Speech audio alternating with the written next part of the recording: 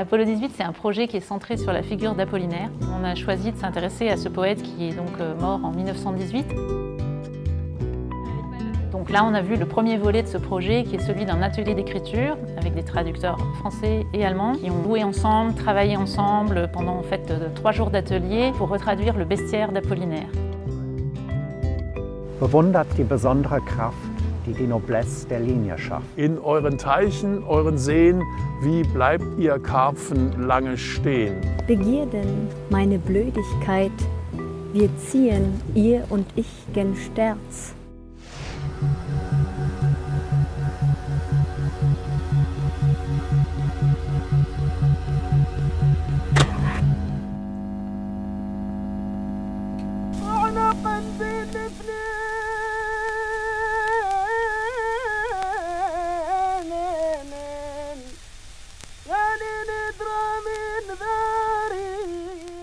C'est un travail qui est fait à partir d'archives, de voix de prisonniers qui ont été enregistrées sur des disques shellac en 14-18. L'idée, c'est de redonner vie à cette collection fascinante de voix de prisonniers de guerre que les Allemands ont eu l'idée d'enregistrer à des fins anthropologiques, sociologiques. Ils enregistraient les voix du monde entier et les camps étaient l'occasion d'enregistrer des Tunisiens, des Bretons, des Basques, des Canadiens. Et l'idée, c'est qu'on ne sait pas ce que faire de ces traces sonores qui nous arrivent 100 ans après. Voilà.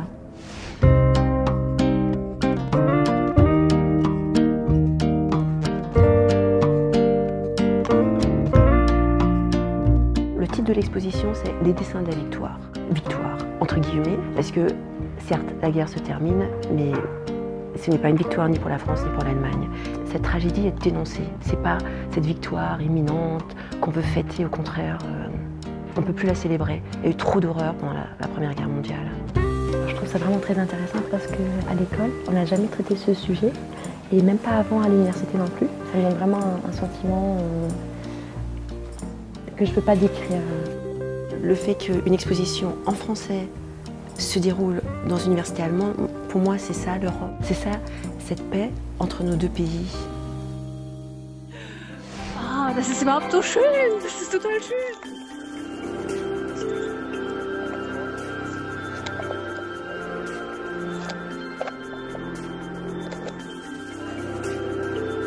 Peaceful Garden ist eine Virtual Reality Installation. In den 2 Wochen haben wir dann quasi gebrainstormt, haben dann das Konzept entwickelt und dabei ist quasi dieser Peaceful Garden rausgekommen. Es ist quasi eine Installation, die eben ein digitaler Garten ist. Man kann zeichnen, man kann sozusagen irgendwie auch mit den Controllern Sachen in den Raum reinzeichnen. Das ist alles schön mit Blumen und alles irgendwie ganz, ganz toll ausgestattet. Kinder sind einfach viel, viel lockerer, die gehen halt einfach da ran, sind sehr intuitiv und wollen halt einfach irgendwie was erleben. Und manchmal waren Familien da, die haben super schön interagiert, das war ganz, ganz toll.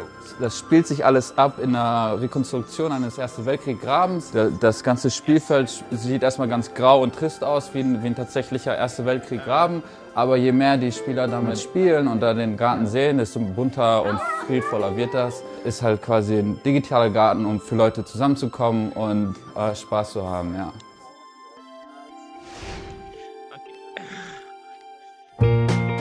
C'est le dernier jour de toute une histoire qui a commencé il y a presque 1 an. Et on a eu cette idée de 100 fois 100 ans de mobiliser les jeunes, la jeunesse, pour les faire réfléchir sur la paix, qu'ils imaginent quelles sont les idées qu'on peut avoir pour garantir la paix dans les 100 ans à venir. J'ai jamais vu une telle assemblée d'ambassadeurs et d'ambassadrices. Ce pourcentage de femmes, voilà, je vous félicite. Mon idée à moi, c'était de créer un service civique européen. Faire une semaine de partage culturel. Quand il y a l'Europe qui organise ce genre de choses, ça me donne envie d'aimer l'Europe.